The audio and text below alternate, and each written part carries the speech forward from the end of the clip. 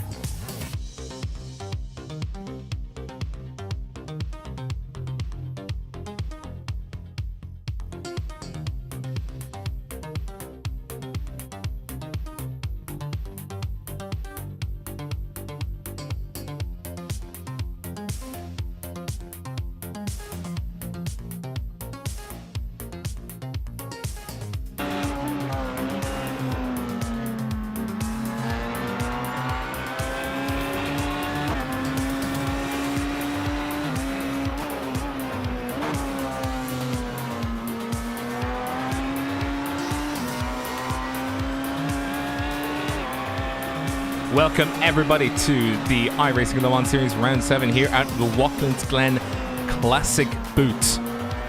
The shouty boy that is the Porsche 919 going around with, inside it, the car number 1 of Patrick Wolf. Yes, he is back at Watkins Glen. Oh, it's good to see him back in the iRacing LeMans Series. And we're glad to see you guys back too. Hopefully you guys have had a good Friday.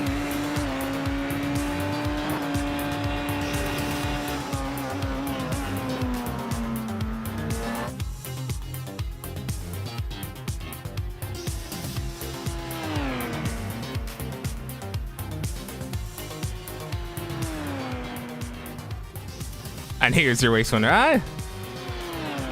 Anything can happen in these situations. But to help me cover these situations, I do have my trusty steed, that is Craig King. Craig, how are we? Good evening, Rob. I am looking forward to this.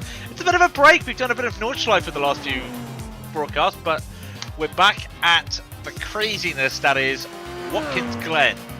And it's really interesting to see the number 1 back of Paddy Wolf.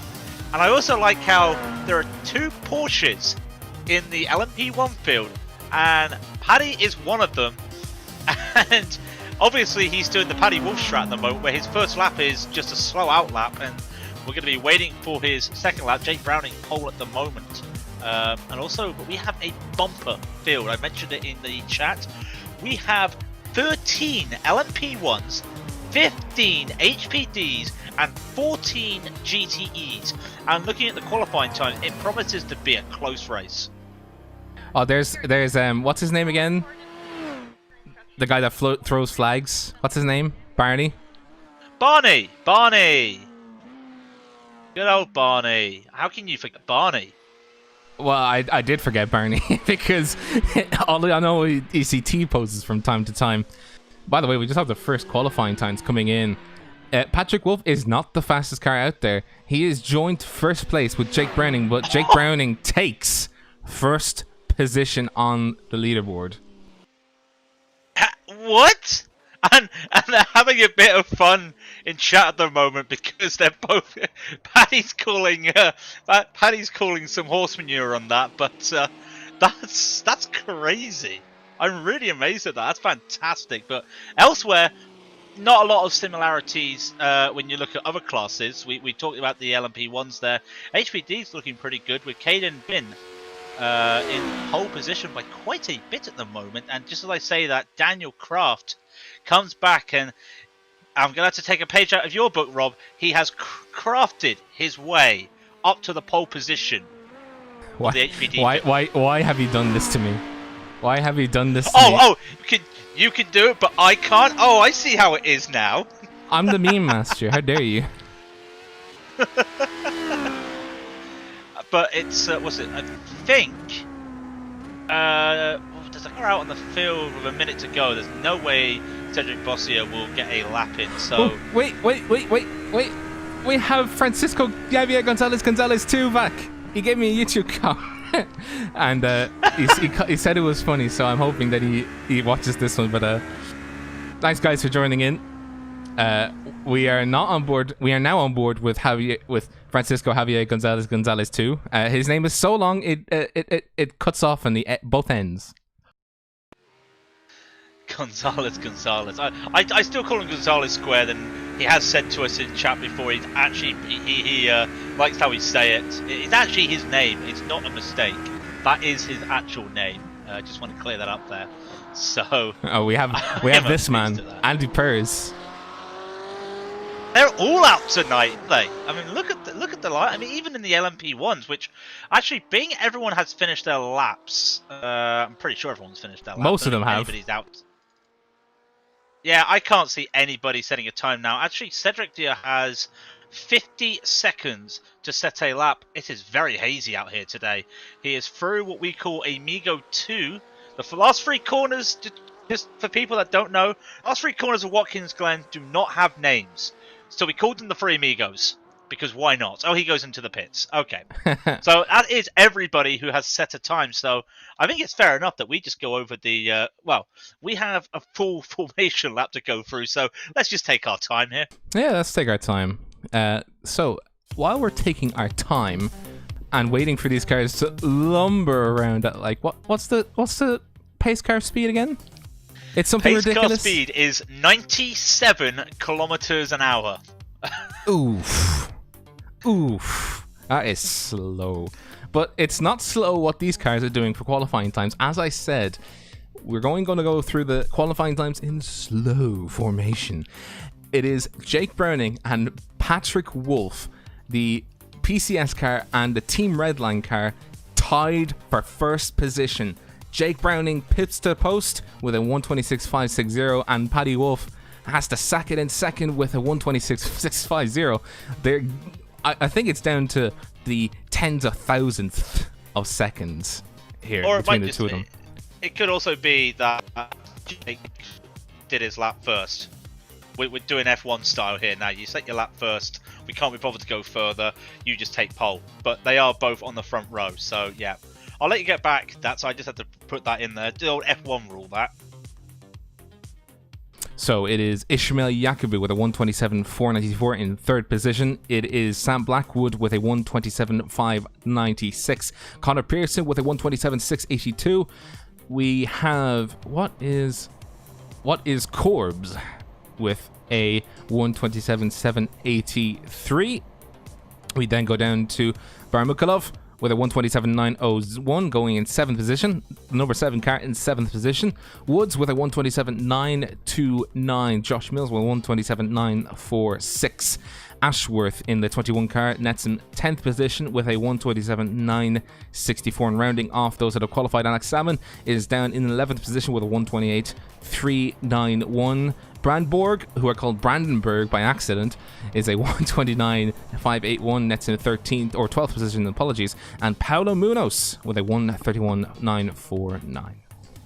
Yep, all the LMP1s set a qualifying lap. The HPDs, we have Daniel Kraft on pole position with a 133.630.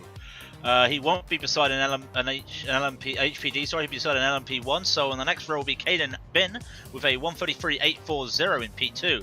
Nicholas Helm with a 133.905 takes the third position. And Sven Kafera with a 134.007. Roberto Edward takes P5 with a 134.135, and then it's Kyle Kravener with a 134.226. Gustas Grimbergus takes a 134.289 for 7th. You've missed, sorry, just to cut across, you missed Robert Edward with a 134.136. No, I did say it. Oh, you did? Yep. Oh. Lewis Holden, I'll go back to number 8. Lewis Holden in 8th with a 134.4 144.308 and 1,000th of a second, or actually no, equal on my screens, is Panagotas Dimicus with a 134.308 or a 309, however your timings work. Dmitry Liniev will take P10 with a 134.380. Besides Daniel Stegeldi with a 134.627. Gonzalez Squared with a 134.58 takes 12, and Christian Rumpanellik takes a 134.676. Mark Gummer will take 14th with a 135.324, and Nick Schaefer, if he is gridded, he did not set a lap, he will start 15th in the HPDs. Then we come down to the big boys of the, well, not the big boys, but the GTEs now. It is Verhoef the second with a 141.456. It's all BMWs and Ford GTs, by the way, in this grid. Thanes with a 141.788. It is Bazoglu with a 141.908. Ashton with a 142.109. Vercher with a 142.156. Juka with a 142.236. Andy Pers with a 142.446. We then have Orth with a 142.536. Richards with a 142.742 puts him in 9th position. Charvet with a 142.858 puts him in 10th position. Friedrich with a 142.882. Hallams with a 143.376. And that puts him in 12th position. That's the last of those that have qualified in GTE. Yep, Anthony Nietzsche will take he will take 14th, and Cedric Bossier, because he went out and got out the pits, will take 13th. So that is the order. The LMP ones are coming down the bottom of the boot into the hill. The HPDs are just going to the toe, and the GTEs are at the chute. So that's a 12-second gap, about a 8-second gap between the three classes. We're coming up to the Amigos now. I'm not sure what the pace is like between the Audis and the Porsches. Going to be interesting to see what happens with Paddy here, because, well, he's matched the pace of a top Audi driver. What can he do as he's not the lone Porsche, but the top Porsche? The lone Porsche that could. Oh, he's not the lone one, is he? Well, he's the lone one at the top of the grid as they come around the third Amigo, otherwise known as the name, onto the main straight. They will be gunning it as soon as Jake Browning on the right-hand side of your screens. On the left-hand side, the green flag has been woven. There's been an early start from the back. I think that is Sam Blackwood chasing up the right-hand side near the pit wall as the side of Santon Paolo Munoz, as a PCS car steams from the middle, and there's an accident. 2 accidents. Browning takes the lead early and gets spun just by getting, I think that was that looked like that was Browning there, just spinning him. They go up. There's another car in the wall at the S's. Just what we did not want to see. We'll keep an eye now on the HPD to see how they go up the S's. It's Kraft Bid and Helgen Kuffer as they're coming up the S's now. It's looking pretty clean for the HPDs at the moment. They get through right away. They get through safe. Now we got to look at the GTEs. Can they get through right now? Verhoeven and Baines and Ashton. I'm not sure what happened to P3. Basoku is all the way down the field at the moment. But as the GTEs climb up the S's, this is the scary part. Will they all make it out alive, straight, clean? There is absolutely everybody single file and keeping it safe at the moment. Looks like Bruno Juker in the GTEs wants to make a move on for sure. They're side by side going down the long straight. Remember, this is the GP circuit, so no inner loop, but the outer loop right now. Side by side is Juker and Vacher. They are still matching each other in the two Fords. This is for 5th and 6th at the moment. Fourth and 5th. Down to the chute they go, and Juker might finally get it. So a nice little early battle there, side by side. So we've had death, and death in the LMP1 field. Sam Blackwood's missing his front end. He got into a tussle in the first corner in the 90 with, I think that was Jake Browning. And he just got tipped around and sent into the wall at the 90. And then there was an accident behind them involving another car as we see a slowdown. I think that is Bruno Jacka there, just having a slowdown coming into heel of the classic boot. The white PCS is Yakubu. So I think that confirms that it was Yakubu that had an incident in the rear of the cameras as we were watching the replay of the turn 1 incident. Yeah, also saw, I think Lewis Woods went off, sorry, just basically to avoid everybody. And then we saw, well, that was Munoz, who had a massive hit going up the S's. Not sure what happened to him. He's in the pits as well as Blackwood. Munoz towed. Blackwood just went straight in. They're the only people out at the moment. But still we see Browning is now pulling away. And where is Paddy Wolf? He is at the back. Has he got damage? No. He's not at the back per se. He on my screens he is in 10th position. He's just at the back of the main runners. He did have a very bad start, I think. As you can see, we're on the gearbox of Andy Pers, just trying to hold off the car of Bruno Juca, who had that slowdown in the heel. As Bruno Juca looks onto the inside, still not looking like he wants to pass, but he's definitely looking and licking his lips to see if he can get up into 7th position. We've got Alon Basogu taking P4 away from Vacher there. Vacher going down the order after gunning up earlier. But it's a little bit of a train right now. The leaders of the GTEs have pulled away, and there's this little gaggle here for what? 4th, 5th, 6th, and 7th. Only about a second and a half between them. Actually, add 8th, 9th, and 10th, and 11th. It's quite a train at the moment in the GTEs. Not so much. We see Jan Corbs is in the pits as well now for the LMP1s. Not so much for the HPDs at the moment. A pretty big field for the HPDs. Daniel Croft has a half a second lead over Caden Bin. But this is, like I said, this is the GP circuit with no bus stop, no inner loop. So this half a second gap can be gone away right away if you get the good line at the S's. We've got a very damaged PCS car. Jake Browning. Let's try and see if we can get where it all went and had an accident for him. I'm just trying to get through the replay now. Oh, he hits the inside wall coming up the S's, and ooh, that's a very damaged car. That's sort of like what happened to Munoz, actually. I think the back end went out of Munoz's car as well, so that is not what you want to see. If you look at Ismail Yakubu, that's how one of those cars should be looking at the moment. Is he goes purple with a 28.6. That's how it should be looking, but it's Yakubu, Pearson, Baramikhanov,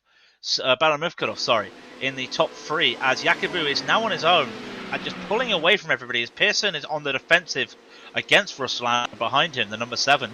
Elsewhere as well, Josh Mills on the defensive on Salmon, and then behind them, you've got Martin Bramborg on the defense against Lewis Wolf. So it's little pack racing at the moment. Grab a partner and go up the straight as much as you can.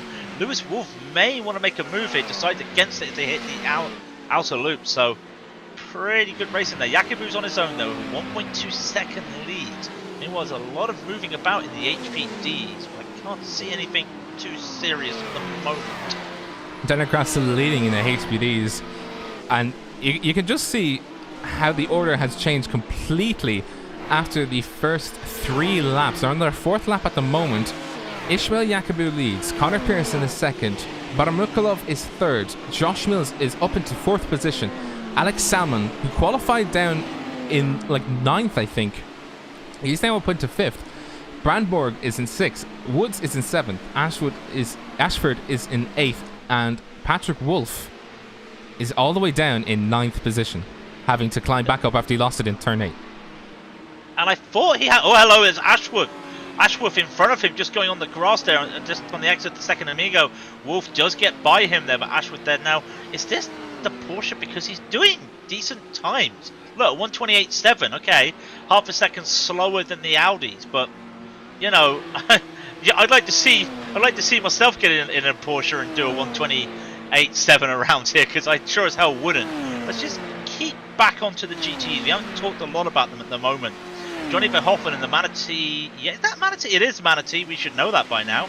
In the Manatee for BMW here, just got a 2-second lead over Fayens and Ashton, who are battling neck and neck at the moment. The BMW versus a Ford, and again, it's the same thing here, like it is with the LMP1s. A little bit of pack racing, because behind them is Basogu and Vacher, who are also just in a little bout themselves. So looking pretty clean at the moment, touch wood. The pack racing we saw at the start is starting to spread out a bit here, but as you mentioned at the start of the race, it's only Fords and BMWs at the moment. Well, not at the moment, for this race at Watkins.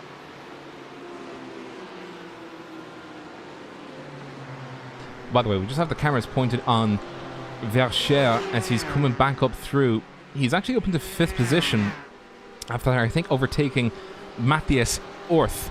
So Andy Purz has now got a new playmate to deal with. He's 0.6 of a second behind him. And, you can see Purz taking a very wide line coming through the 90, just coming up towards the S's. I think he's losing a little bit of time. He is losing a little bit of time. So Juka is now going to be threatening his rear end as they come up through the classic boot. There's no bus stop to save you if you make a mistake here or if you get caught by the slipstream.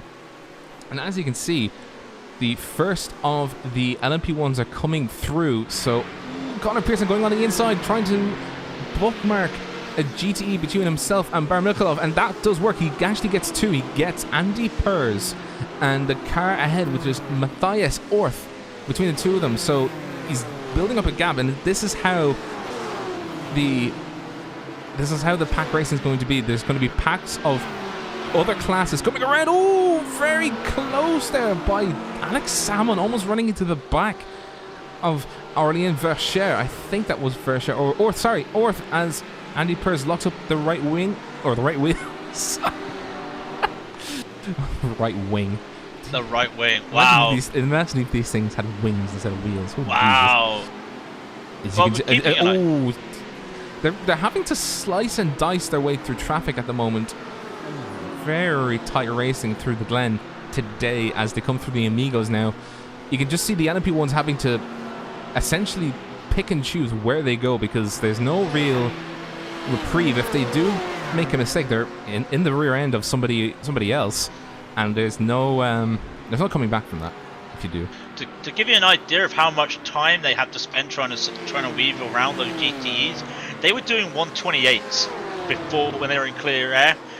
Everybody there did a 130, a 134 for Ruslan, 130 to 132 at the back there for Lewis Wolf. So they are losing 2 seconds a lap just by going around that. You saw Pearson, he gained, actually Mills has gained a spot on Ruslan there. That looks like that's just a move, yep, side by side going down the outer loop there. So that's bunched up 3rd, 4th and 5th in this way. And Pearson, he did bookmark, what we call bookmarking, putting a slower car in front of you, behind you, sorry. So it's like the reverse of pinching, well, an inverse of pinching where you've got them side by side. But with that, you want to, as we actually hold on, Ruslan doesn't get it. We just keep an eye on this at the moment because Barannikov wants to make the move through the first Amigo. That's pretty much bumper to bumper almost. Kicks away with it. Ruslan really wanted to make a move there. And at purple, last lap, down the field with 127.8 is Jake Browning. He's a minute behind the rest of the field, but he's slowly making his way up. Now he's got to get past the HPD traffic, but he's got a chance of getting some points back here, I've got to be honest. Yeah, but I mean, Ruslan may have a target in front of him, but he is targeted in the rear. You can see that I think that's the Red Bull kind of style of livery. At least that's what it's inspired by, of Alex Salmon, the car number 16, as they boost up the hill. But Ruslan will have to, if he gets overtaken, he's just about to, as they come up to the outer loop. Alex Salmon just pipping the post on the outside, and Ruslan will have to yield the position. So that is an overtake for the car number 16 of Alex Salmon. Ruslan wants to keep going for it though. You can see that he wants another go. He likes the heel, the toe, sorry. And a lot of people like this toe just because of the different braking, the different lines you can take around here because of how wide and long it is. It's also a little bit blind. It's a tricky one to get the hang of, but once you do it a few times, you get it. He wants to pull out to one side on Salmon. He knows he can't make that work, so he's just going to tuck back in. But Salmon actually goes a little bit wide there at the heel, but does not lose any time there. He's not going to give up his position, holds it in, but he was behind that dirty air of Josh Mills, and that's what probably cost him a little bit of time there, because once that happened, he had not really a lot of options to go there. He just needs to back out a little bit, but still there. So it's Yakubu, Pearson, Mills, Baramikhanov, Salmon, Brandenburg, Wolf, Woods, Ashford and Browning is your top 10 at the moment in the LMP1s.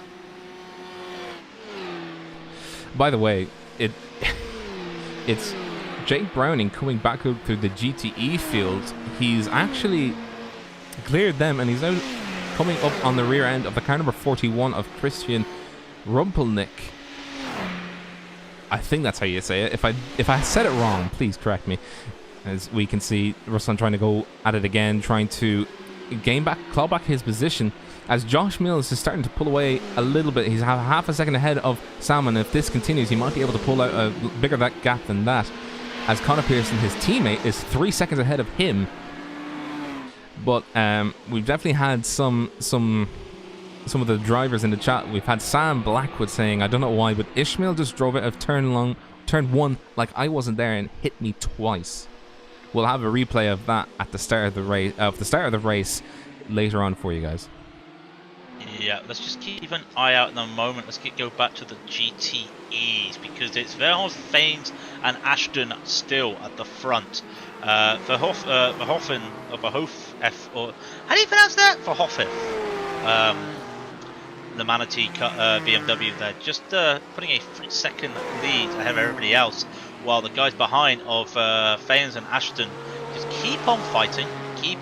Andy Pearce lost a lot of time there behind trying to catch up to Versha, and he is now defending from Duca and Orff. So this little pack at the moment here for 6th, 7th and 8th, it's all for the marbles.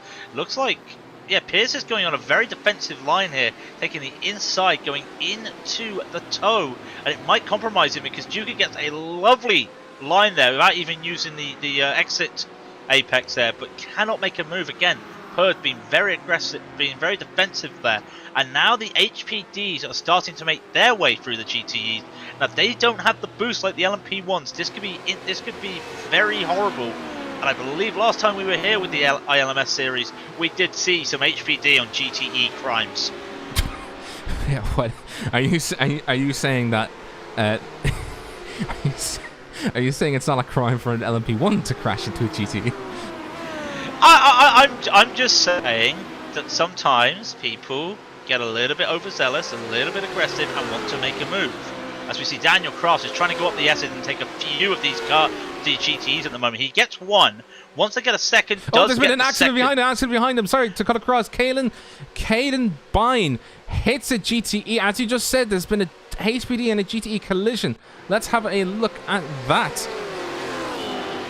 Caden Bine in the number 5 comes up through the S's, is chasing. Oh, and did he hit the rear end?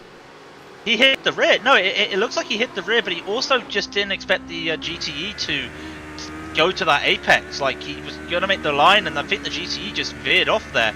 Was the GTE even aware he was dead? That's not the question we should be asking. But it looks like Orff has got a... That is just a big old accident. That's all I can really say. That is race ending, I think. The car number 33. I was going to say, just in front of him, Paddy Wolf took P6 from Brandburg there while they were racing there. So that's a position change there as well. So we've got Cedric Bosia as well in front. He's had some damage. Now, what's happened to Bosia? He also looks like he's crabbing. Oh, he's already lost it at the straight. What? What's happened to him? Oh, he went to the S's. He got pushed off before the S's by Frederick. He came out of the 90. Frederick was not aware of him there, and he just gave him no room to come back onto the track after that long runoff on the S's there. So he's now crabbing, and he's going to be spinning. Yeah, he spun the car. He spun the car at the heel. Let's just see now what happens. Frederick Boissier. Oh! That is one very sad 34 car. That is definitely more than just a racing incident, I would imagine. That is one very damaged 34 car, and he's at least keeping it straight. But that car is definitely not safe to drive anymore. No, and like I said, he spun off there. And I'm just keeping an eye now. We were talking about the HPDs going through the GTEs. Everybody's here now as the LMP1s are coming around for the GTEs at the same time. So we are looking at a lot of chaos right now. Drivers having to just keep their lines here. Salmon loses P4 to Baron Nikonov. So those two have been battling it out.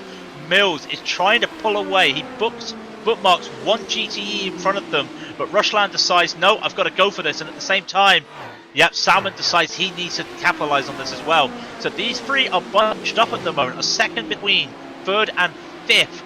But they've got HPD traffic in front of them, two HPDs. And then a GTE it looks like, but they're 3.5 seconds behind P2 of Connor Pearson as they just, there's a bookmark. Oh, it's two HPDs have been bookmarked there by Mills. So he gets a bit of a lead here as Baron Mifklov has to get by. Now can Salmon get by them? He does as well, and I think Salmon has to, like when you see a ship going through the water, you go behind it because he's carved the path out for you. He's just going to stay behind Baron Mifklov until he gets back onto that long straight, because there's nothing he can do apart from just wait for the right moment. As you can see, that this is how they're navigating through the traffic. They're having to decisively place their cars in between GTEs and LMP2s when they come around to lap them. So it's all about placing the car in a nice, easy to discern way as Baron and Alex Salmon are making their way up through the S's again as Salmon wants to retake 4th position. Oh, Josh Mills just had to put the brakes on a little bit there as Schiffer in the HPD, the P9, the HPD, went for a move around coming into the outfit for the entrance. Oh, look, they're going to touch! No, Schiffer and Mills touch it! And that's Mills with a little bit of damage, but Schiffer goes off there at the chute. He gave him the room. He let the faster car have the room, and then he just turned in on him. I gotta call it like I see it there. A bit of a bad move by the HPDs, but I'm not sure if there's any damage to Mills. Might be a small bit there, but the HPD, I'm pretty sure, went spinning. Well, he did go spinning. He's got rear end damage and the side damage. I think that is on the driver's side of the car, so it's not looking good for him. But I think Mills was not in to blame for that one at all. You know, he held his line. The spotter should have called for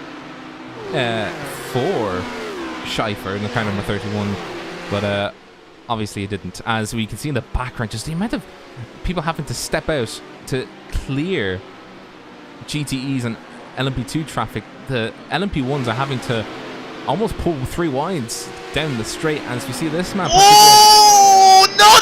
There's a big hold up of HPDs and LMP1s. Oh, it's coming out the S's. It is maniac. Look at this gaggle at the moment, and somehow Mills and Salmon get by it.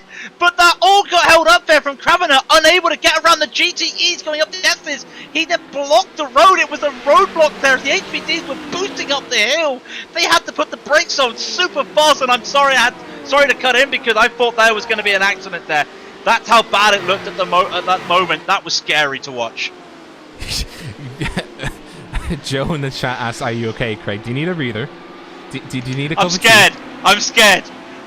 I've been saying in social media this week, how many crashes are we going to see, and how many crashes at the S's are we going to see? And we almost saw a big one, as you can see in that. Yeah, you can see in the replay. That is just, oof, that's scary. Alex Salmon diving in on the inside thing and an advantage to the hold-up, and he's overtaken the position back again from Baramikhalov, so that battle will have to start all over again. And look who's behind them! Look who's caught up behind them! Oh, he goes into the pits, takes an early pit stop, or is that for damage? It would be an early pit stop. The pit window would just be opening just at the moment. I think Paddy Wolf's got damage. That car does not look right. It does. It looks fine. No, the car doesn't look like it's sitting right. Must be me. Alright, anyway. Paddy Wolf into the pits for an early pit stop. Yakubu with a 2-second lead on Pearson. The gap is now 2 seconds as Yakubu was held up there. Josh Mills is P3 with Baron Mifklov a second behind him, and then Salmon is so Baron Mifklov takes the position back again through the loop they go. Now he'll be going back for the second move down to the chute. Lovely. These two are battling side by side. They get down the straight, and a lot of people like not having that bus stop. I'm a fan for the bus stop and not against it. But you can see having that long straight just allows these LMP1s to just get all the speed, and you can make a move. And it's almost like if you were watching the F1 last weekend, where you can make a move into the first corner, but you've got to make sure you get the right line into the second corner. So some really good racing here from Stalman and Baron-Mivkonov.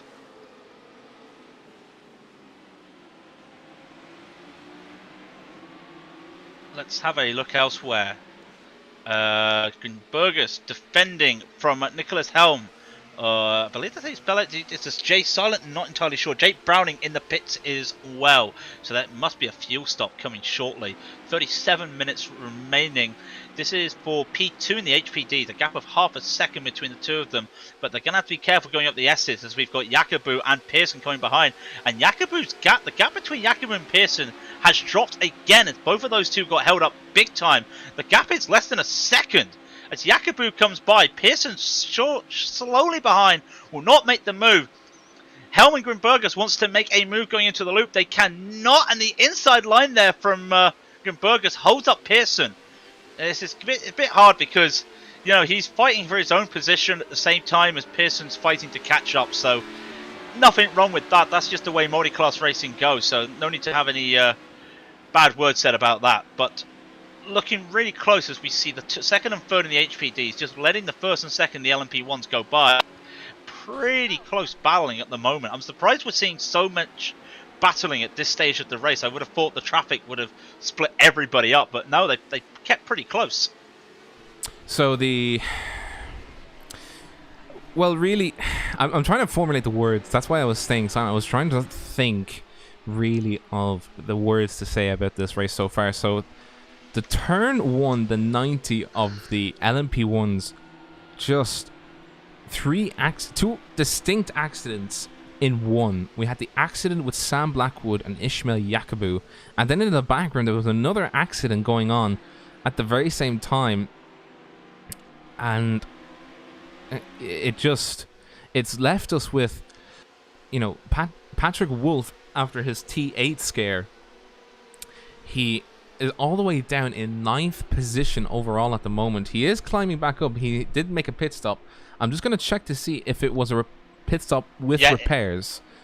No, I don't think it would, because Alex Salmon's now in the pit, so I'm thinking they are doing their pit stops now. It would make sense. 35 minutes ago, the window would probably open, so that would make sense to me, but we'll keep an eye on that at the moment, as the gap between Jacobu and Pearson is now down to half a second again. Pearson's managed to get by. Now, both of these guys are really aggressive through the traffic, and I don't mean that in a bad way. They will take the safe risks. They're not like Rick Jonk, who I'm missing, and I wish you'd come back, Rick. Come back to me, baby. But they are making their way around. They're coming up to Daniel Croft right now, coming through the first Amigo. The hardest of the corners, in my opinion. It's very blind. Got to get that apex right. Don't hit the curb. But Jacobu getting held up here, not exactly the best place you want to take an overtake here. Does make it, in Croft having to do a bit of a slowdown there. But again, this holds up Jacobu, and yes, it bookmarks Croft between the two of them, but what does it gain for Jacobu? He's lost a bit of time doing that move, but he had to make that move.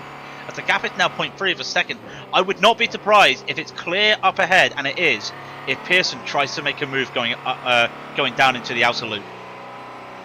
By the way, it's worth noting the difference between the two driving styles. Connor Pearson is taking a more conservative line coming out of the 90s. He's boosting. He's going to try and do an overtake here. Let's watch this as he goes side by side with Ishmael Jacobu coming down the back straight. Will he make the move coming into the outer loop? He is ahead. He has made the move. So Connor Pearson, for the first time in this race, is now leading the LMP1 field. Great move as well, and good respect to Jacobu there. He didn't decide to try and send it in there. He knew it was out of it. Was that just blinking GTE there? I did not see that GTE on the track when they went by. So he had to get the position up. Pretty good racing there from Pearson, but at the same time, Pearson's got lucky with the traffic. I'm not saying that in a bad way. Jacobu has been slower due to getting held up at the worst places with the traffic. Pearson's been alright, but now the shoe is on the other foot. What will happen with Pearson? He's got to try and defend that. At the same time, Josh Mills is 4 seconds behind. He's managed to catch up a little bit, so it will be interesting to see if this traffic once again pulls everybody back in. And I mean, it shouldn't be having that effect. I thought traffic would split everybody up, but it's not having that right now. Just seeing the first of the GTEs, I think, coming into the pits as Charvet pulls into the pits, as does an LMP1 of Ishmael Yakubu pulls into the pits to try and attempt an undercut on Connor Pearson. So this will be his chance to try and do an undercut, as now it is a OCM 1-2. Connor Pearson and Josh Mills are in first and second position. Josh Mills, by the way, pulled a 1.2 second gap on Baramukhalov, now 1.3 seconds, coming up through the S's. So he's definitely starting to pull away just a tiny little bit. They were matching lap times last lap, but Baramukhalov has the fastest lap between the two of them, a 1:28.564 for Ruslan, and Josh did a 1:28.819 as his best lap. But let's see what happens in the next 10-15 minutes, because this will be just before they go ahead and begin coming into the pits for their expected pit stops. By the way, I just wanted to note that Daniel Kraft is 7 seconds ahead of everybody else at the moment. 7 seconds ahead of Gustas Grinbergus, who's fighting the car number 15 of Nicholas Helm. There you go. Yeah. Yeah, that's how I've been saying it. Well, I'm gonna take your word for it. And I also want to point out that Andy Purz is down in 8th position. I think he's lost the back end. I want to see if he actually had an accident or went off the road at some point, because the order has shifted a little bit in the GTE field, and we actually will want to go towards the battle for second position between these two cars that are going side by side. The perfect time to pick them up, as Jack Ashton is fighting the car of Ben Thanes. Look at this action. Look at this. Oh, a little bit of a slide at the back there from Thanes. Keeps it on, but now the inside line is going to be long to Ashton as they come up to the toe, but he does not have it. He brakes, and at the same time Thanes was giving him the room, so he's had to go around, almost touching there as LMP1 goes by there. That's Connor Pearson, is that? I see it. No, that's Jan Corbs. Connor Pearson is behind. Still side by side they go again. And now Thanes tries to go for the inside. Now he's going to switch it up. Now he'll be on the outside going through the first amigo. Ashton is slowly in front, and Pearson is now here. He does not want to get held up by these two, and hopefully, yes, they do. They do let him by. They just go single file. But all this side-by-side battling is bringing out Alon Basoglu into the fray right now, who's just now in the slipstream of Thanes. What will they pit is the question. Now, they have been behind each other each time, so Basoglu does go into the pit, so he's going to try and not get held up on this while these two go again. Now, the start of last lap, I was watching this. Thanes with 0.3 of a second ahead of Ashton, and you can see the position change. Woohoo! Josh Mills having to thread the needle there, going up the S's. But Mivkolov's going to have to be a little bit careful as well. He's all right there, but these two, they were about the same distance last time. Can they see another overtake here? I think Thanes was thinking of it. I think he was thinking of doing so, but he just didn't have the distance. He didn't have the close distance that he needed to make a overtake successful. And if he tried to do it and try and late dive, it would be the very wrong place to do it, because it's a sweeping corner and you could lock up the wheels, and then just it's both of you are casualties at that point, because you would have slid into your racing buddy at that point. But the two of them are still battling, not giving each other any space other than is necessary to race safely, as the traffic behind them is coming through right now. That is the car of, I think that was Lewis Woods. It was Lewis Woods, yeah. I was just trying to remember what the color coding was for the OCM. It's hard enough remembering the color coding for the PCS guys. I'm sorry. I'm just so focused on the race. I'm trying to figure out what you guys are doing, but just please forgive. Ooh, that's Ashwood having to go around.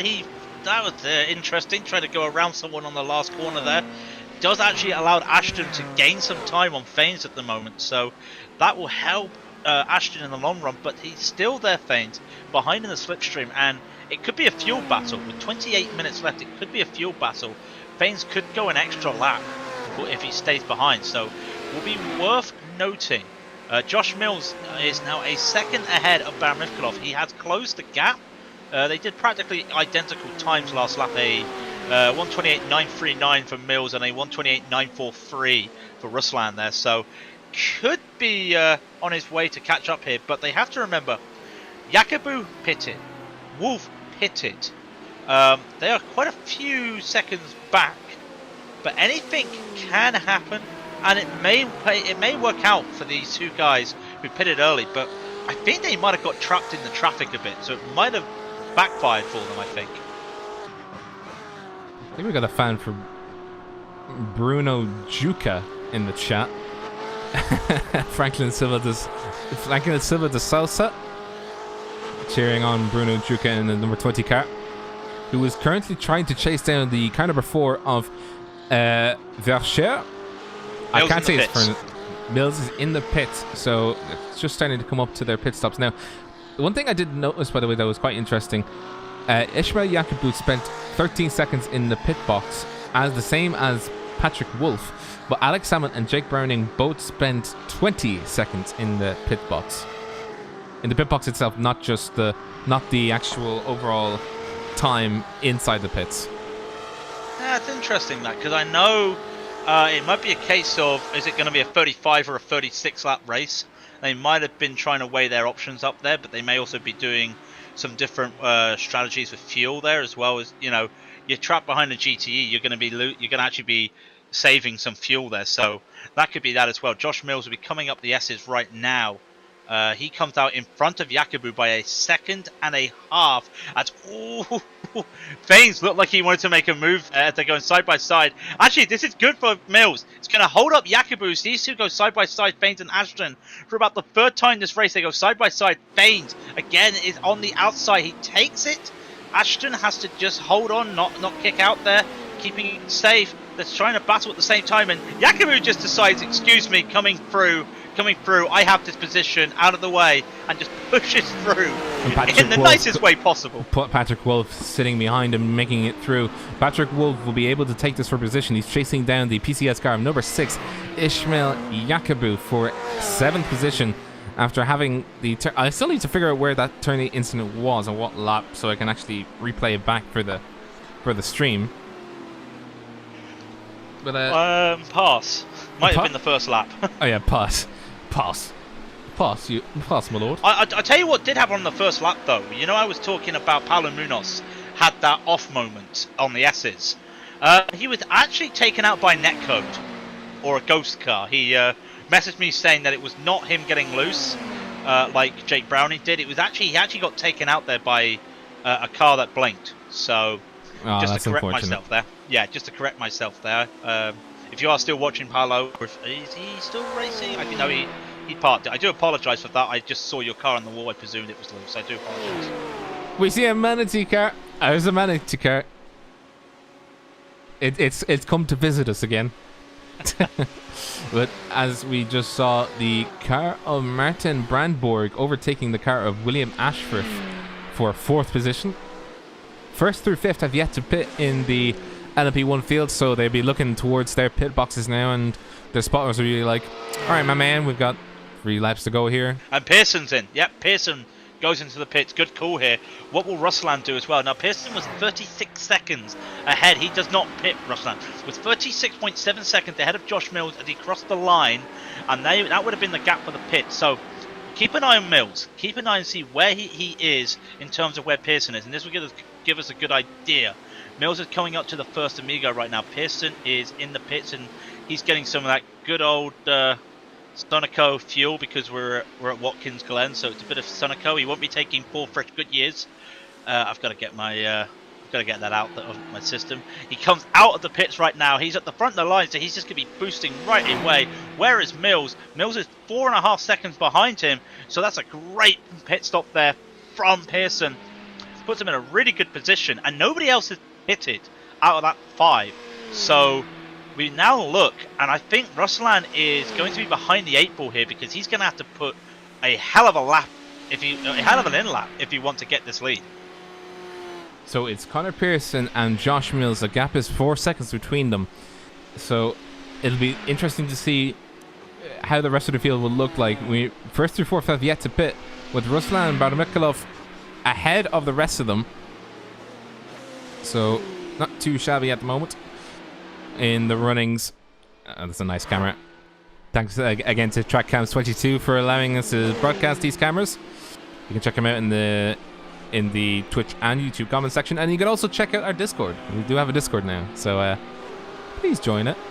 You'll get notified when we go live. Baramikulov in the pit. What about Lewis Wolf? Woods, sorry, I keep thinking Wolf because I'm so used to seeing Paddy. Woods does not pit. What about Ashwood and Brandborg? They do not pit. They're going for the long run. I'm pretty sure they... Oh, well, if it's me, they're thinking, well, I'm in this good position, and I'm not going to win the race, so let's just hold back. So, Baramikulov in the pits. Where is Pearson? Pearson is just gone. There he is. There goes Pearson. Where's Josh Mills? Josh Mills is gone. There you go. No, now he's gone.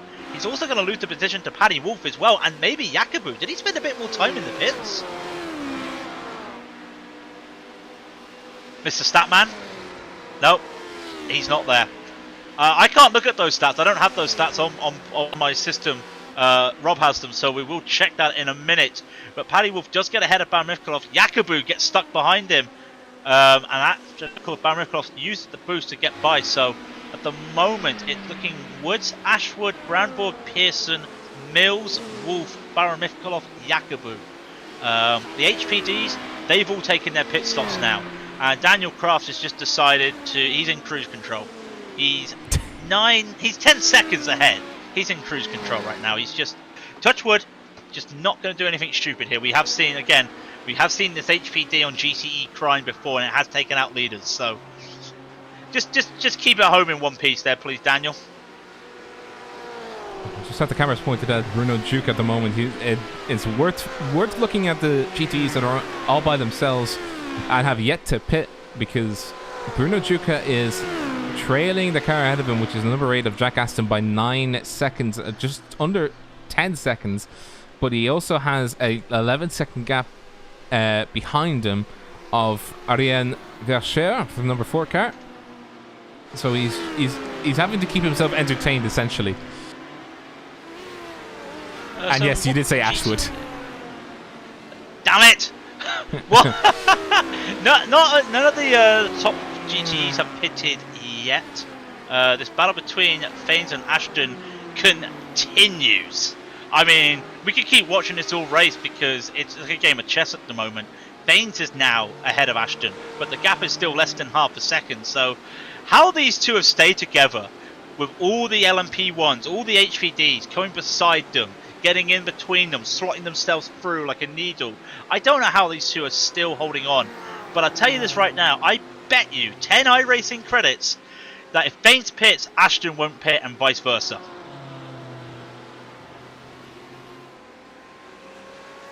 I don't take... That's not a bet. Yeah, he hasn't accepted the bet. I'm good. No one's going to take that bet. It's like Jeremy Clarkson on an old DVD you get at Christmas. He said, I'll bet my house on this car winning the drag race, and it loses, with the line then saying, I'm glad no one on the production crew took me up on the offer. That's literally how I feel right now.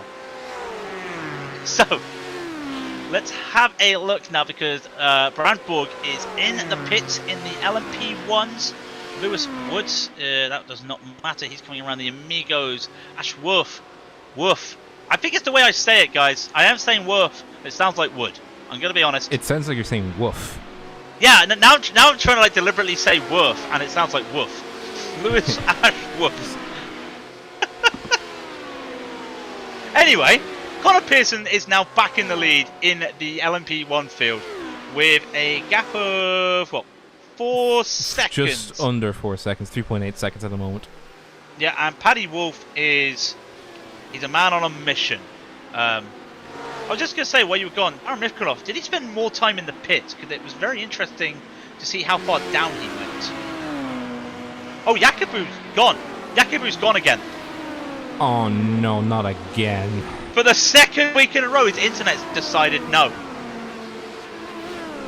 Really? And I thought I had bad internet. And Salmon's had an accident. What's happened to Salmon? He has decided to... Oh no. He's had some damage before. Has he gone up the acid? I cannot see. He's had damage actually the lap previous and then just loses it. Yeah, it looks like he's had a GTE incident. I cannot see, it's blank, but he's had an incident with the GTEs, the looks of it, and he's got the side was all destroyed. He decided to park it. I'm just looking at the replay now. I just want to see where the damage was caused. There is damage on the rear side of his car, and I think it might be crabbing. Oh, he's pulled it in. Yeah, he's given up. Yeah, it was definitely crabbing. I'll tell you that right away. So that's a shame. That is a shame to see. Lewis Woods P5. Baron Mifkalov is chasing.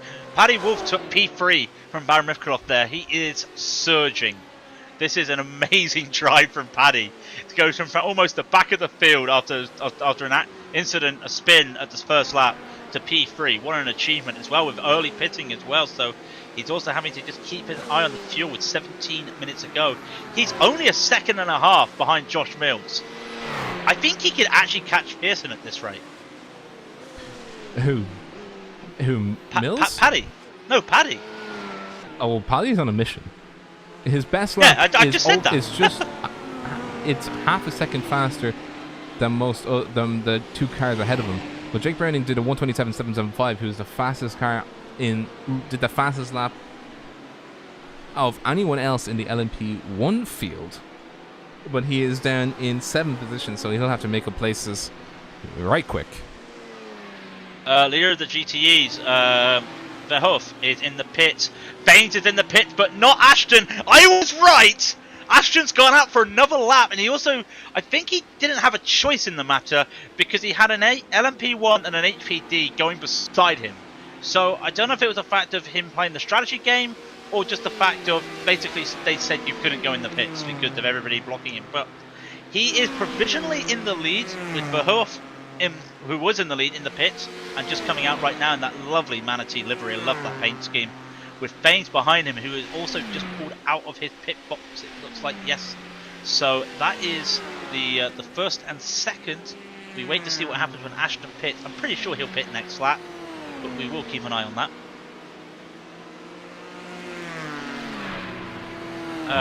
Just looking at the... Sorry, go ahead. No, you go ahead. I had nothing to say. Oh please. We're like Canadians right now. It's like, oh, sorry. Oh, no, go ahead. No, sorry. You go ahead.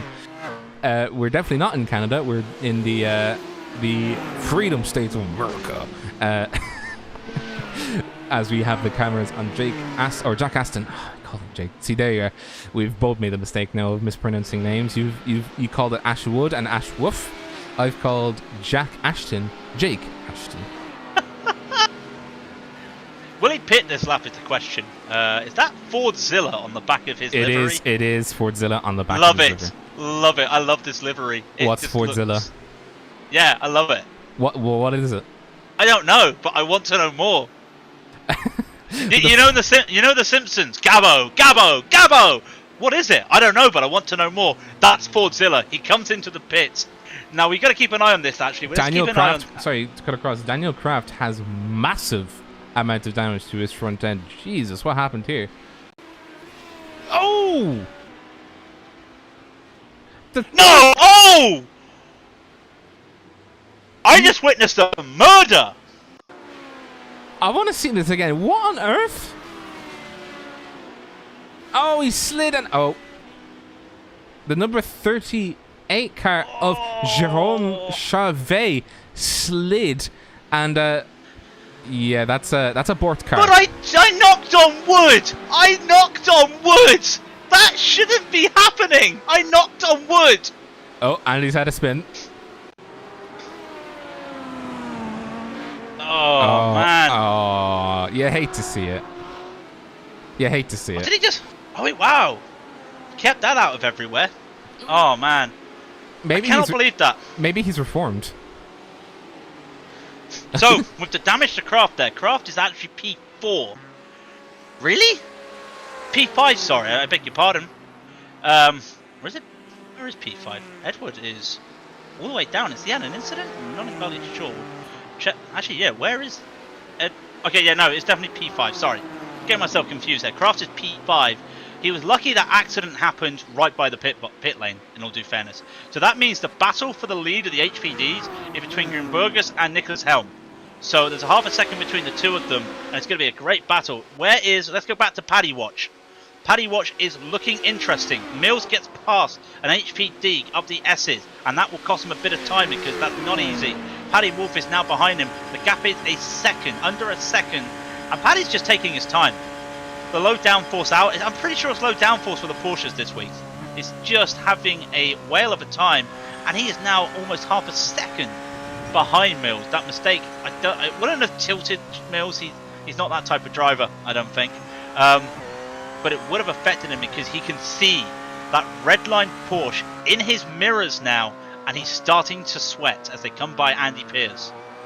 Well, he's about to make up, Pipers, as he makes his way to the rear end. You can see it in the front of his camera. He's just hitting 260 as Josh Mills sliding a little bit, coming into the heel section, or the heel corner more accurately, and he's getting ever closer on Patrick Wolf's radar.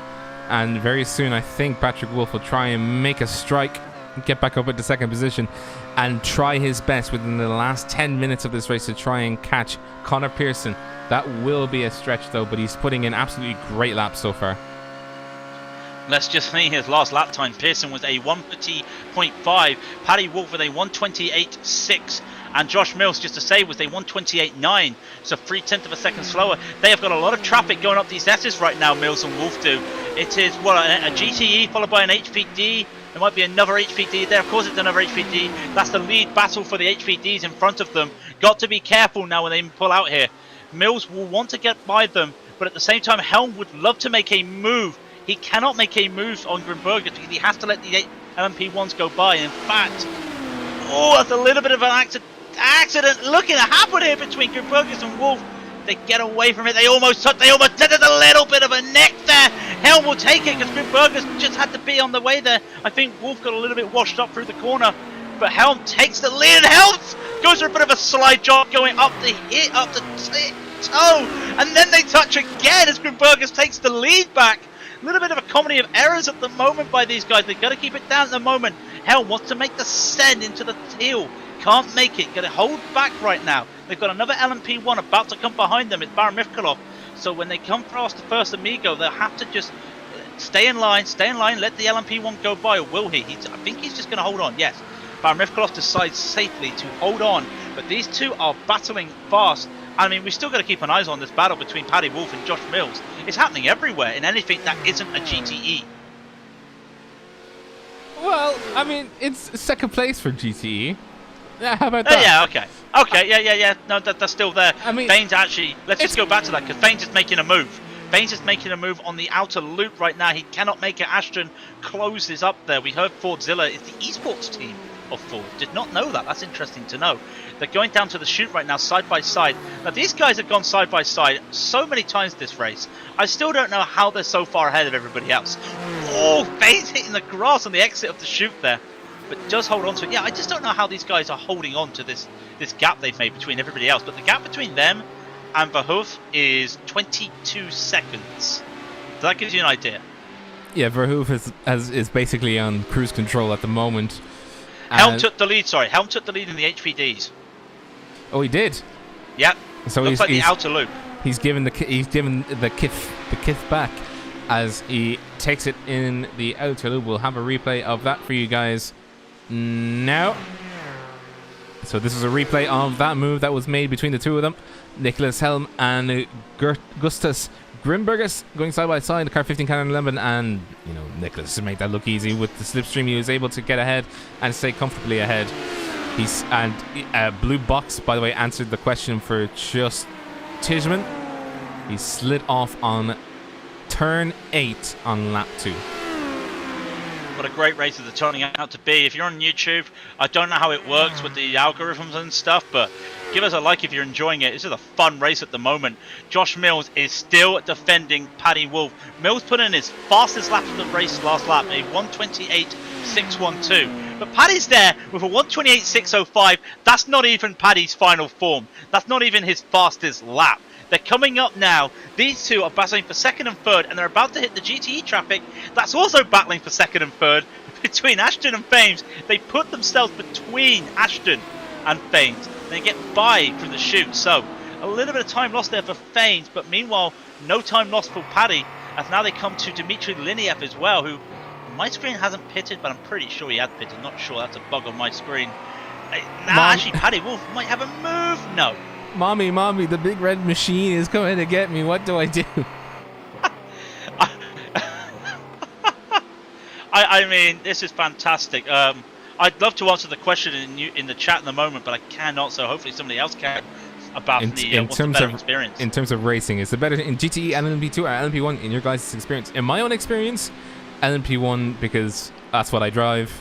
But I mean, it's all down to personal preference. At the end of the day, if you like GT driving, it's definitely worth a shot. LMP2s, they're getting a new LMP2, so that will definitely be worth looking at once it goes live, hopefully very soon. iRacing.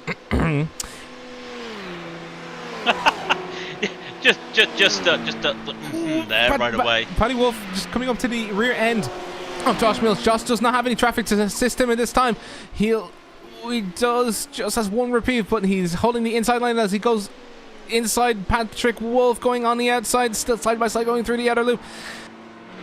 Still side by side, but Josh Mills abates him for one more corner. He's trying hard to keep on the second position as they come through the chute onto toe. I think the boot section is where Paddy will try and make the killer move and overtake the car number 23 of Josh Mills. There will be nothing else to help Josh unless he can keep Paddy Wolf to his rear end, and that's the main thing. The only thing they have is William Ashworth. I said it again, I don't care. It's William Ashworth. If they've got him in front, okay, now it's Verhoeven. By the time they get to the S's, there's going to be no traffic there. Mills has to perform when he comes up to the S's the perfect move on the GTE, because if he loses a split second from that GT and hesitates, he's going to be losing. In fact, he gets there. Paddy Wolf has got the speed on. They're going to be free wide going down to the 90. Paddy Wolf might get the move. Side by side, they touch. They store each other just well. Paddy Wolf takes the lead. I don't think Josh Mills is happy about that. That's actually a little bit of wing damage on the back of Paddy Wolf. I can just see the rear left right light has a little bit of a bend at the bottom. Not sure about Mills. It looks like he's fine. He's going to be making the move right now. They're going to be side by side going down to the outer loop, and again going side by side, almost touching again. Paddy Wolf does not want to hold it off. He has to give it up. He's gone a little bit too wide on there, so he will take the position and lose the position. Now, I don't think that little tiny little bend on that rear light is going to hold him up. Oh, hang on. Mills might have a chance to pinch him at the moment right now. Yes, going up to the toe, there is a pinch on. Mills gets Paddy Wolf pinched behind Bussier, and Mills will have to go again. He's lost time. This is happening all of a sudden with 5 minutes remaining in the race. And he has to be focused for the last 5 minutes to keep Paddy Wolf to his rear, and this will be a spectacular race finish. Again, there's battles going on all over the place. Jack Ashton is still battling Ben Thanes. This will be another one to watch as they go through the boot section on toe. Let's see if they make a move on heel. I just want to make sure and come back to Patrick Wolf. Does he make the overtake on the pit straight? Does he? He doesn't. He sits behind the car number 23 of Josh Mills. So still tucking in behind. He takes that wide line coming out of it. Notice this as well. The OCM boys, they are taking a more conservative line coming out of the 90. They're not swinging all the way wide. They're swinging just tucking in just behind the line as there's a weave going down. I think Mills knows that Patrick Wolf is using his slipstream to gain some speed over him, and he swerves on the back straight. It's actually called the back straight. Patrick Wolf still looking on the inside. The red mean machine. Sorry, not the green machine. The red machine of the Team Redline car number 1 is hounding all over the OCM Innocent Boy, and this is going to be a battle to watch. He's going to pinch himself again. He's going to pinch himself again. Oh, they touch, and Paddy Wolf goes spinning and goes off onto the grass. He knew he was going to get pinched. He wanted to make the move. He could not make it stick. Baramivkalov will now go up into P3. He's been waiting for this moment. He's been behind them all the time. Well, he's actually got a bit of he's got a lot of damage to the rear. No idea what's happening there, but a bit of contact there. I think I just want to watch that again. This is coming up through the toe at the moment. I just want to see from the perspective of the chopper. You can see Josh Mills sees the GT car ahead of him. He tucks onto the inside. Oh, and he just ever so slightly comes back towards Paddy Wolf. And by the way, Baramikhalov hit the GTE. Oh no, we've had something happen. We've had something happen in the GTEs, and I cannot find it because all of a sudden Ashton is no longer P3. He's 12 seconds behind Fayens in P4. What has happened? I cannot see it. I do not have a replay. You're going to have to find me a replay, and all of that is not looking good. That battle in the GTEs is practically all but done now with 2 minutes to go. Coming through the outer loop, they were still battling at this point. Oh, and he just lost the car coming out of the outer loop. Oh no. Oh man. So let's just recap on all the positions. There's no clear battle happening at the moment in the HPDs as they're coming to 2 laps to go. Helm is a second and a half ahead of Grimbergus, and behind them is Sven Kafera. Daniel Kraft has gone all the way down, by the way, so I think he's had some more damage. Not entirely sure. He's had a third pit stop. Wow. But that with Mills and Paddy, let's just say that was brewing earlier in the race with the little tap when Paddy took the P2 back. So pretty sure there was a bit of a receipt there going on. A receipt. Yeah, that was a very risky move from Paddy Wolf there. Car 22, sorry, cut across. Car 22, I think, no, it's not, it is a 22 of Lewis Holden, almost losing it in the outer loop, but he is still fine. No incident, no babies crying. Oh, he's lost a position. Well, he's lost a position, but I mean, apart from that, he's still driving. That's the main thing, but that car definitely did not like turning in that corner. I think it hit the grass as well. Well, Pearson is doing his final lap, and it's interesting because I see 39.96 predicted laps out of 40, so I'm pretty sure this is definitely the last lap. There's 20 seconds remaining on the clock, so yeah, this should be the last lap, or are we going to see one more? I'm not entirely sure. We'll just keep an eye on Pearson right now. The countdown, 8, 7. This is definitely going to be the last few corners. He was the winner of the Radeon TV Dollary-Do sweepstakes. We never had a name for it last season. And he's going to take his first win of the season on the broadcast race here. Barney will be waving his flag. He does a little bit of a weave. Connor Pearson drives a spectacular race to take the win. And Josh Mills will be behind him. It will be a 1-2 for the team. And actually, what's happened to Baramivkalov? Baramivkalov's had another accident and Paddy Wolf has taken P3. What? Where is this? Where is it? Oh, it is. Hang on. I'm trying to get back to Baramikhalov. Oh, he did have damage, but he didn't have as much damage as we saw he had. I want to see what on earth happened to him, because he was doing fine up until a point. He was still chasing the car of Josh Mills. What happened? Oh, Josh Mills going very wide coming out of it. Touches the grass. Still going. Still going. Still going. I just want to say quickly, Nicholas Helm takes the win in the HPDs with Gustav Grimbergus just coming around, and behind them right now. Sorry, just to cut across, he collided with a GTE on the what's it called? I can't even speak right now. Outer loop. The outer loop. There we go. He had a collision with a GTE on the outer loop. I think it was the car 30. It was either 37, 33, but the 33 is not running. We missed a crash on the back straight as well, apparently. Or was that the crash? I think we've missed like a number of crashes at this point. It's Watkins Glen. Come on, it's Watkins Glen. But yeah, Johnny Verhoef takes the win in the GTEs, and Ben Fayens takes the P2, and that's a shame there. He had a really great battle with Jack Ashton, and Jack just got a little bit loose. And he's almost in trouble of losing P5 at the moment here. He's got Juka right behind him, but Juka won't be able to catch him. So Basoglu will take P3, Ashton will take P4, and Juka will take P5. Some great racing today as well. And Paddy Wolf actually went fast. It took made his fastest lap on that last lap, by the way, with a 1:27.8, even with a little bit of damage. So some great racing there from Paddy. Oh, we got donuts going on from Francisco Javier Gonzalez too. Always good to see some donuts. Smell that fresh rubber. We can't smell the fresh rubber, but we can pretend. But yeah, when you smell-o-vision. Do you remember smell-o-vision? They tried doing that in the 90s. You get a scratch card and you sniff it and you scratch it. Smell-o-vision. Yeah. That just You've never seen that? That just sounds like a really awful product name. What? It was interesting. Put it like that. It was very interesting. So I'm pretty sure everyone has finished. So I think we better just wrap it all up in a nice ball and run down the winners and losers.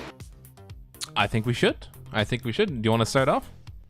I will start off because for the first time this season, Connor Pearson takes the win overall and the win in the LMP1s.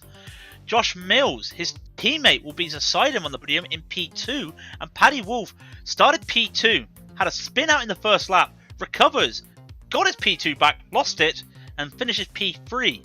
Ruslan Baron-Rivkalov takes 4th, Lewis Woods takes 5, Martin Brandborg takes 6, Jake Browning 7th, William Ashworth will take 8th. And just an idea just for the other LMP1s while I'm looking at it, Alex Stammen was 13 laps down in 9th, Jacobu was 14 laps down in 10th, Jan Corbs 18 laps down, Sam Blackwood 39 laps down, and Paulo Munoz also 39 laps down.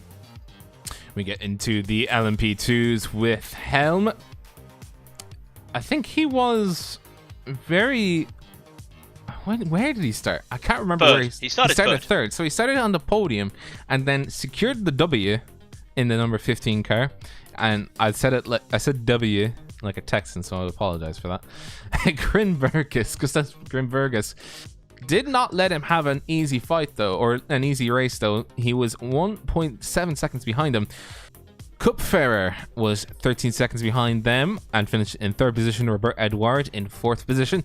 Graviter in 5th, and my favorite person, Francisco Javier Gonzalez 2, finished in 6th position. In 7th position is Rupelnik. It was 43 seconds down the road from the race leader. Holden in 8th position. Dimakakos in 9th position. Gummer is a lap down, but he was in 10th position.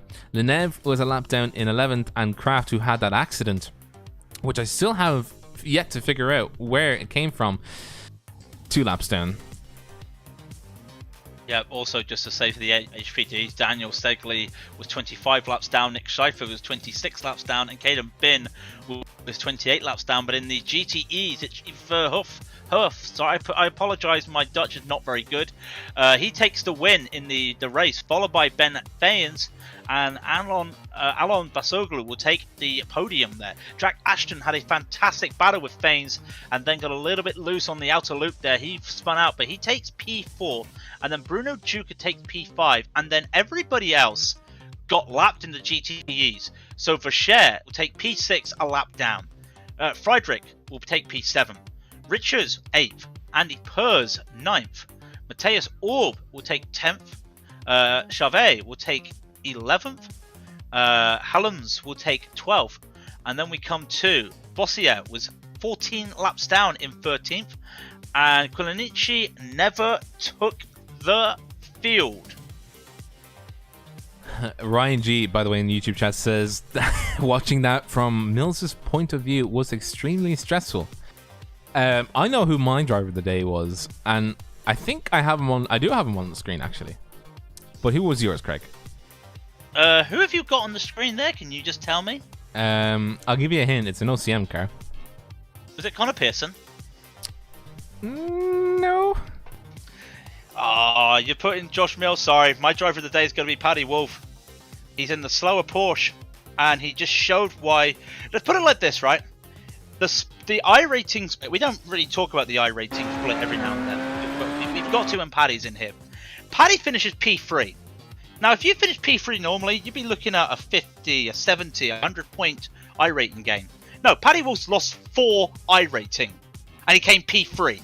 He fought back to P3. He's my driver of the day, though, in all due fairness, because that was one hell of a drive up the field, because we know Watkins Glen, it's easy to overtake, but try doing it when you've got to dice and slice, and I've said that the other way around, all that lap traffic. So he's going to be my driver of the day, not because he's the number 1 car, you know, it's just, you've still going to have some sort of skill to get up and around those cars after losing all those positions at the start of the race. I will yield in that case. He did have to fight all the way from the back with a damaged rear right, so you know, I will say it's a split between Wolf and Mills.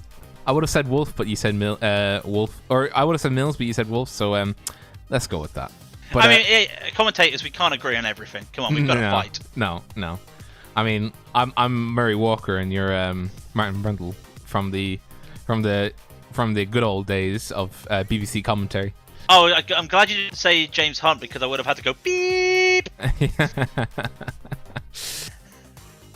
But yeah, that is that. It's been an absolute ride seeing these cars go around again and seeing Paddy Wolf taking another race. It's been a long time since we've seen him, so I think that's the best way we can really end it. What do you say after a great stream like that? Thank you very much, everybody, for watching. If you do enjoy our coverage, don't forget to like on YouTube, subscribe on YouTube, follow on Twitch. Underneath both videos is a link to our Discord. Do check it out. If you do like seeing our action, if you do like seeing us get really stupid on the stream, because sometimes we do stupid and we do fail at saying the names, we will be back Sunday night. Hashtag make GT1 great again, the Fanatec GT Challenge. We're staying in America because the Charlotte Roval, that is going to be fun, trust me. But once again, thank you very much, everybody. We'll be back next week on Friday if you want to watch more ILMS. Same time, same place, and good night. Good night, everybody. I'll echo the comments made by the man himself, Craig King. As always, a class act done by him. And hope you guys enjoyed the commentary and the stream itself. If you did, like, favorite, and subscribe. Share it with your friends. And on Sunday, we will see you again for GT1. But until then, take care, guys. Enjoy your weekend. And thanks very much for watching.